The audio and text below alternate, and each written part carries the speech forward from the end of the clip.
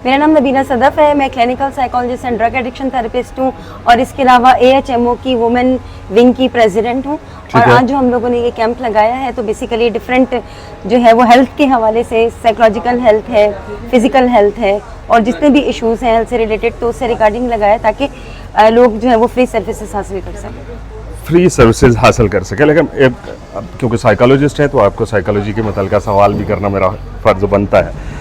आम जिंदगी में ज़हनी दबाव और तनाव से कैसे निपटा जाए? जब आपके जहन में कोई भी स्ट्रेस या कोई भी तनाव आता है तो उससे निकलने के बहुत सारे तरीके हैं, जिसमें हम ये कह सकते हैं कि आप साइकोथेरेपी की तरफ जा सकते हैं, आप किसी राइट पर्सन के साथ बात कर सकते हैं, आप ऐसे एनवायरनमेंट में जा सकते हैं जिससे आपके पॉजिटिव जो केमिकल्स हैं वो इंक्रीज़ हों और हैप्पी रहने की कोशिश करें और ऐसे लोगों के साथ बैठें जिनका डिसीजन मेकिंग पावर स्ट्रांग हो और वो खुश रहते हों और ज़िंदगी में बेहतरीन फैसले कर सकें। अज़राए तफन्नुन एक बात पूछूं कि इन हालात में हम हैप्पी कैसे रह सकते हैं? बिल्कुल, इन हालात में तो हमने बेसिकली हैप्पी रहना है क्योंकि तभी तो हमारी जो है वो नेचुरली आप कह सकते हैं कि विल पावर जो है आपकी स्ट्रांग होती है। डिप्रेशन की इब्तदाई अलामात क्या हो सकती है और उसको नज़रअंदाज हम कैसे कर सकते हैं? इब्तदाई अलामात में अकेलापन आ सकता है, उदासी हो सकती है, खाने पीने में कमी या हद से ज़्यादा ज़्यादती हो सकती है, नींद की कमी हो सकती है और लोगों के साथ बिल्कुल तन्हा रहने की कोशिश होती है। उसके अलावा वो उसका सेहत का बहुत ज़्यादा गिर जाना होता है और अगर ये एक्सट्रीम पे चली जाए तो उसके बाद फिर जो है वो ट्रीटमेंट की तरफ जाते हैं, तो इसको बेसिकली इग्नोर नहीं करना चाहिए। क्या घरेलू माहौल और रिश्ते हमारी ज़हनी सेहत मुतासर कर सकते हैं? बिल्कुल करते हैं, क्योंकि हमारी जो हम साइकोलॉजिकल टर्म में कहते हैं कि 4 एस्पेक्ट्स ऑफ लाइफ हैं, जो एक आपका पर्सनल है, एक आपका फैमिली है, एक आपका सोसाइटी और एक आपका सोशल है।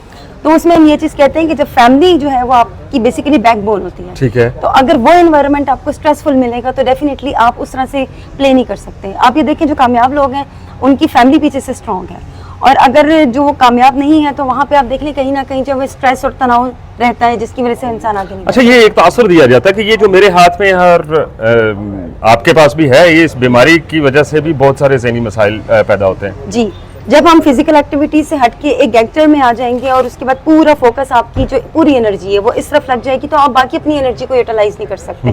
तो डेफिनेट सी बात है, जब आप इस तरफ एडिक्शन करेंगे या हद से ज़्यादा इस्तेमाल करेंगे तो बाकी आपकी एनर्जी किसी और तरफ आप पॉजिटिवली लगा नहीं सकते। रात को नींद नहीं आती और अक्सर हम हमारे बहुत सारे नौजवान स्पेशली पिल्स ले रहे होते हैं और कुछ न कुछ ऐसी एक्टिविटी कर रहे होते हैं कि हमें नींद आए। क्या नींद ना आने की वजह डिप्रेशन है, ज़हनी मसाइल हैं? नहीं, नींद ना आने की वजह डिप्रेशन और ये चीज़ नहीं है। नींद ना आने की वजह ये है कि अपने आप को और बहुत ज़्यादा कामों के अंदर उलझा रहे हैं या फिर ऐसी ओवर थिंकिंग की तरफ जा रहे हैं जो बिल्कुल रिजॉल्व नहीं हो सकती।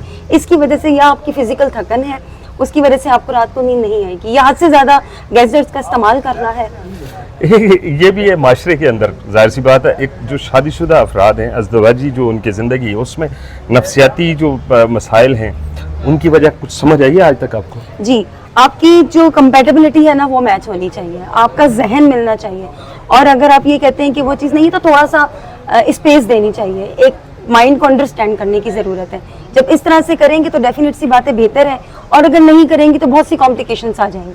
कुछ नेगेटिव वाइब्स आना शुरू हो जाती हैं, हर शख्स के अंदर होती हैं, उनसे कैसे निपटा जाए? एक ऑरा है इंसान के अंदर और वो जो है आपको ऑटोमेटिकली नेगेटिव वाइब्स आ जाती हैं। उसका बेहतरीन सोल्यूशन ये होता है कि आप 7 to 10 मिनट्स सिचुएशन आपके कंट्रोल में होती है, आप बहुत पॉजिटिव तरीके से वहाँ से स्विच कर सकते हैं। ज़रूरी नहीं है एक्शन का रिएक्शन दिया जाए, आप बहुत ही पॉजिटिव वे में या तो वहाँ से स्विच कर दें या डीलिंग आपको आनी चाहिए कि बहुत रिएक्टिव होकर डीलिंग की ज़रूरत नहीं है, बहुत प्यार से उस चीज़ को डील करें। और ये जो तालीम जो है एक बर्डन बनती जा रही है, क्या वजह हो सकती है जिसकी वजह से बच्चों के छोटे छोटे बच्चों में ज़हनी मसाइल पैदा हो रहे हैं? जी, हद से ज़्यादा कोर्स और बहुत ज़्यादा लिमिटेड कर देना, बहुत ज़्यादा कोर्सेज, बहुत ज़्यादा होमवर्क और बहुत ज़्यादा बच्चों को जो है वो प्रेशराइज कर देना और उसके बाद एथिक्स ना सिखाना, सिर्फ बुकिश चीज़ों को करना, रटाया जो सिस्टम है, क्योंकि उसमें आपकी जो जहन है या आपकी जो थिंकिंग पैटर्न है उसके ऊपर बहुत ज़्यादा जो है वो लोड पड़ता है।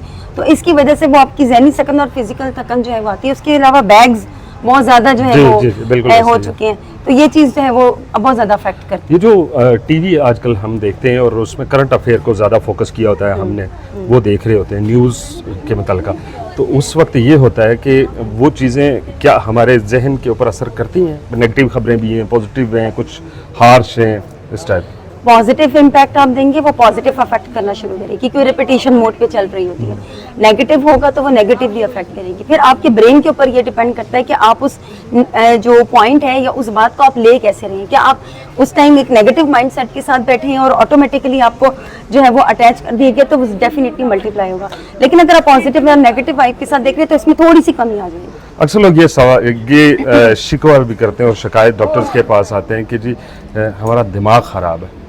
अब ये तो एक कॉमन सा वर्ड है, अब वो दिमाग ख़राब होना किस चीज़ को कहते हैं?